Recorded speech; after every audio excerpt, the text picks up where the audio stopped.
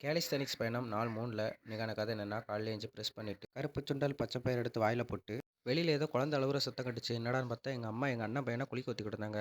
அப்பதான் ஒன்று தோணுச்சு, சின்ன வயசுல நம்ம என்ன பாடுபட்டிருப்போமோன்னு.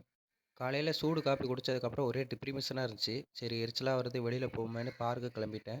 சும்மா பீஸ்ஃபுல்லாக போயிட்டு வருவோமேனு தான் போனேன். ஆனால் நம்ம தான் கேலி அத்லட் ஆச்சே, சும்மா இருப்போமா? போயிட்டு ஃப்ரெண்ட் லிவருக்கான ஒரு செக்கையும் போட்டு பார்த்தேன். ஓகே, பரவாயில்ல, நல்லா தான் இருந்துச்சு. அப்புறமா நான் கலிஸ்தெனிக்ஸ்லேயே ஃபஸ்ட்டு அன்லாக் பண்ண ஸ்கில்லு ஹியூமன் ஃப்ளாக் தான். அது இப்போ பண்ணி பார்த்தா ரொம்பவே மோசமாக இருந்துச்சு. மனசே சங்கடமாக போயிடுச்சு. வீட்டில் இருந்து டிப்ரிமிஷனில் கிளம்புன எனக்கு இது கூட கொஞ்சம் டிப்ரிமிஷன். டிப்ரிமிஷனை போக்க யானை கூட விளாடலாம்னு நினச்சேன். அதுக்குள்ளேயே வயிறு என் கூட விளாண்டதுனால காலை சாப்பாடை போய் சாப்பிட்டேன். பல போராட்டங்களுக்கு அப்புறமா டப்பாவில் கடந்த கடைசி மீன் எடுத்து போட்டுக்கிட்டேன். இன்றைக்கி ஒர்க் அவுட் இல்லை நண்பர்களே. ஒரு ஒர்க்கு விஷயமா வெளியில் போகிறேன். ஏன்டா குளிச்சுன்ற அளவுக்கு வெளியில் வெயில். அடித்த வெயிலே இன்னொரு குழியிலையும் போட்டுட்டு அப்படியே பசங்களோட அப்படியே கிளம்பியாச்சு.